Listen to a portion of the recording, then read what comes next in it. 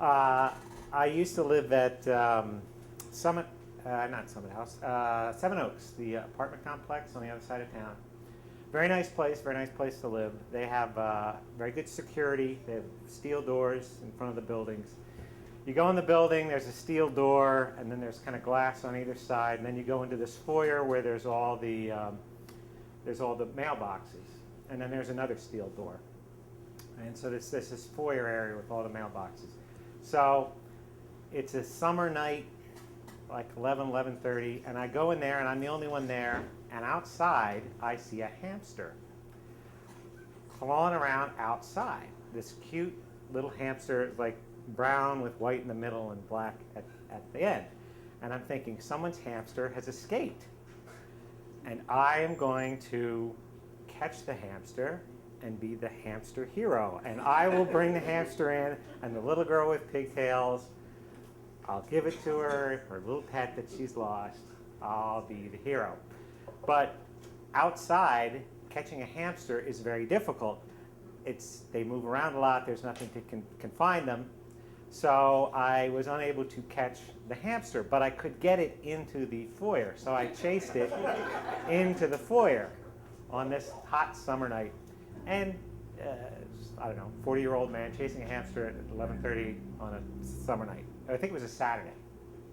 So I get it into the foyer, and then I try to chase it into the hallway, in through the next steel door, which I really can't prop open because it's got the security lock, but it's got like maybe an inch underneath, where if I could just get the hamster to go under there, then it'll be in the hallway, then I'll be in a position I can catch the hamster. But I had to figure out a way to get it in, and fortunately there were phone books. There was a pile of phone books because they were delivering the phone books. They had stacks of phone books for all of the 100 or so people. So I made like this cattle chute out of phone books to try to get it so that the hamster, when I scared him, it would go into the door. And so I construct this cattle chute at 11 o'clock, grown man, on a summer night.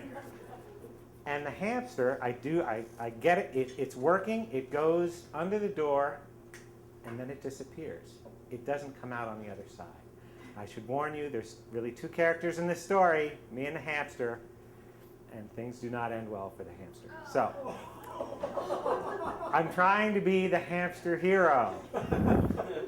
So what happened was there were holes inside the door, like this one where it was like a lock thing, so that the locking mechanism could poke a thing, and the hamster crawled into the door, into the inside of the door.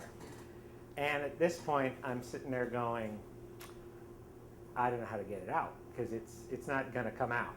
So I don't know how long I was there, 45 minutes playing with this hamster. So I feel terrible. And if there's anyone, I don't know if you're filming this, but whoever's hamster that was, I tried to save your hamster. So I went to bed. And so the hamster's in the door, and it was a hot night. It was hot. That room got hot. That door got hot. So the next day, I think it was Sunday, I went and found the hamster. You could see it was little feet at the bottom of the door. And no one else would notice it as they open and close the door. So then Sunday happens, and of course the people who run the apartment complex aren't there. And then Monday happens, and I have to then go tell them, by the way, Saturday night I tried to chase a hamster into the hallway and then they were like, how did it get under the door? Well, I made this wall out of, so finally they said okay, and they sent somebody around. So again, if there's anybody watching this, if they're videotaping it, I wanted to be the hamster hero, but instead I was the hamster assassin. End of story.